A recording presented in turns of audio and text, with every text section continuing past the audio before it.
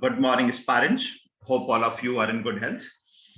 I am Ratan Singh and I welcome you all to this channel English Time. In this session of news analysis, we'll discuss an article that has been published in the Indian Express, and it is titled, "Nothing Could Be Worse for India Than to Emulate China's Now Reversed One-Child Policy." It concerns India's family planning program, which was launched in 1952, and how effectively it has done.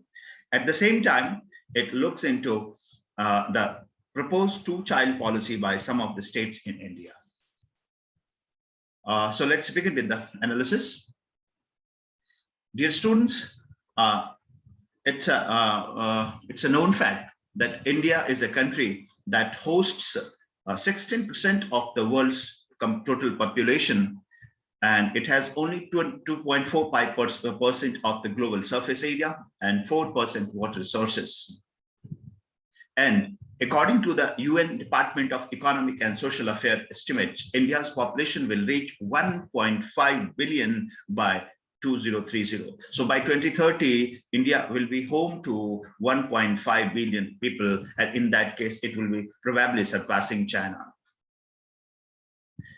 The population explosion that India has witnessed over the last decades or last centuries has irreversibly impacted its environment and its natural resources, and the government needs to take measures to control the population in time. We need to make government, and we too need to take some serious steps to check the population, the growing population. But the article that we are going to discuss now seems to have ignored all these statistics and instead tries to portray India as a champion of population front, population front, while admitting that some more steps need to be taken, but strongly opposes two-child policy norms, which some of the states in India are considering to implement. The article makes a statement that attempts to change the common perception about India's population explosion and made an immediate problem arising from it. It says India has a valid reason to celebrate. If you look at the passage, it starts with saying India have valid reasons to celebrate its achievement on the population front, and it doesn't present any data, any facts to support this claim. And despite the fact that we are the world's second largest population, and our growth rate, decadal growth rate is more than 21%. It really sounds, and we are 1.35 billion right now, and resources we are facing the resource crunch, unemployment, water crisis, food crisis, quality health life. Yet, if the passage says that India has something, India has a lot to celebrate on population front, it really sounds outlandish to me. And the passage, I think the passage bases its whole argument merely on the fertility rate, total fertility rate, which is 2.2% as per the passage, and yet it is much higher than the targeted reduction of TFR. If for the year 2010, it was 2.1 by the year 2010 to be achieved. Government has set a target in 2000 that it will bring the FTFR to 2.1 by 2010. Still, it is 2.2. FTFR right now is 2.2. And even if we, assume, take it as a great achievement, then we must say that TFR is only a measure of the fertility of an imaginary woman, and it's not on the fertility of any real group of women. So this cannot be made a basis on the basis of only TFR. We cannot celebrate that one had checked one's population and one is doing really very good on the population front. So this really seems to be, uncanny. The article also highlights the poor implementation of national family planning. National family planning was launched in 1952. It was introduced in 1952, you must be aware. And with the aim of attaining population stability. And if you look at the performance, since it was introduced in 952, the first 4 decades were completely wasted, and it was marked with some controversies and lack of resources. So the program was marked by the absence of contraception. There was lack of contraception. There was only one choice, and that was female sterilization. And there was a little use of contraceptions. There was no options on this front. And thus further, the family planning during the emergency, India witnessed emergency in the mid-70s. And during the emergency, the family planning also saw that the forced male sterilization were done. So male were forced for sterilization. And though incentivized, though this exercise was incentivized to some extent, in most of the cases, it was coercive attempt to control population, which later proved to be a political disaster. And ultimately, Indira Gandhi had to lose the power in the ensuing election, only because of the imposition of the emergency. So some coercive steps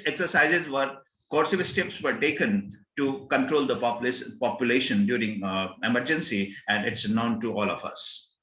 The article also makes a mention of India formally recognizing reproduction rights and gender equality, these 2 factors, recognizing reproductive rights and gender equality as fundamental to population stabilization, as a signatory to ICPD program. India is also a signatory to ICPD program.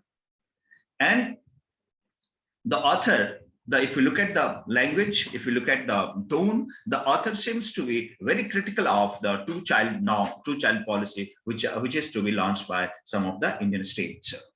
And the author is drawing a parallel between India and China's population control policy seems to be fundamentally wrong, in that India, like China, is not forcing one-child policy. The author mentions and titles the passage that, oh, nothing could be worse than India to emulate China's now reversed one-child policy, whereas India is not considering implementing one-child policy.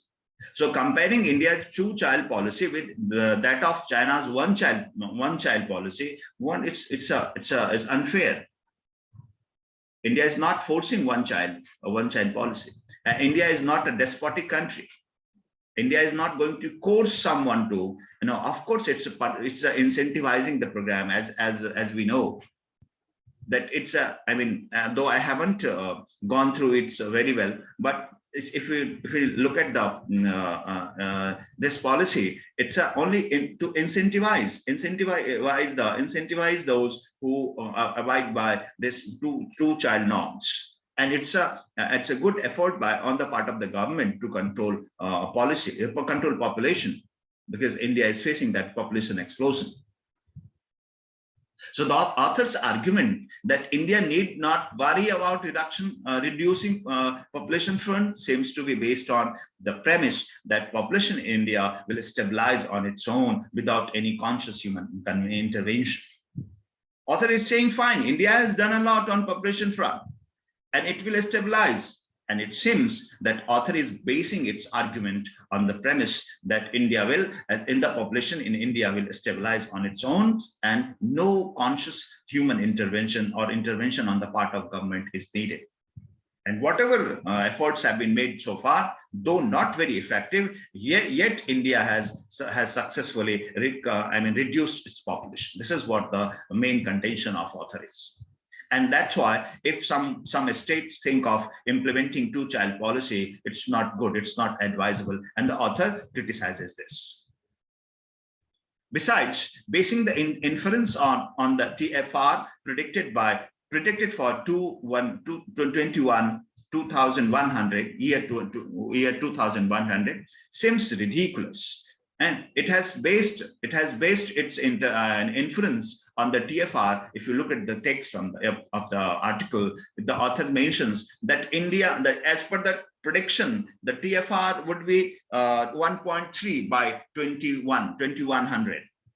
And that really sounds ridiculous. 2100 is 80 years away from now, and we are not talking about what will happen in year 2100. We are talking of in the crunch, the population crisis that we are facing now, the population explosion that we are facing now, and the myriad problems arising from that population explosion.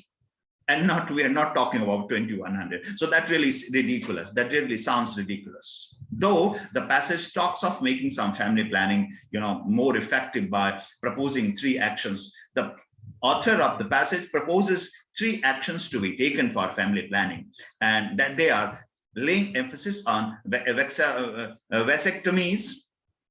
So emphasize on vasectomies, prioritize women-centric agencies, and do away with coercion. So focus on the women-centric agencies and promote this one, vasectomies amongst the male, and do away with any coercion by the governments. So these 3 actions will control the population. This is what the author argues.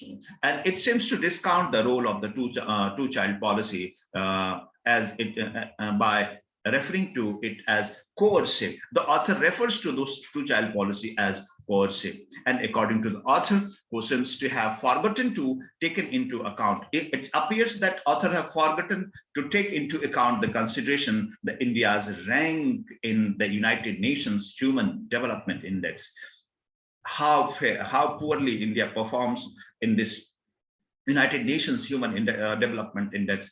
Perhaps the author has forgotten to take into account these facts. And adopting women-centric approach and doing away with any coercive policy will suffice. This is what author believes. So according to author, adopting women-centric approach and doing away with coercive policy and resorting to vasectomies will suffice. And the title of the passage, that's nothing could be worse for India than to emulate China's now reversed one-child policy, cautions India against emulating China's one-child policy, though it proposes some steps to be taken to control population. So if you look at the whole scenario, it seems that, of course, the author is proposing some steps to be taken to control the population. It's quite critical of the two-child norms that India is, some states in India is planning to implement or formulate. I guess it has helped you a lot. See you on day after, on 8th of this month. So we'll be uploading a video on every alternate days, and I'll try to post daily, but that's not possible. It's not becoming possible right now because I lack some infra. So I'll definitely make efforts to post the video, one video daily, on the daily basis. And one more thing I would like to share is that I'll make next video, I'll make on national population policy. So national population policy will be uploading a video very soon. Thank you very much. Thanks for watching, students.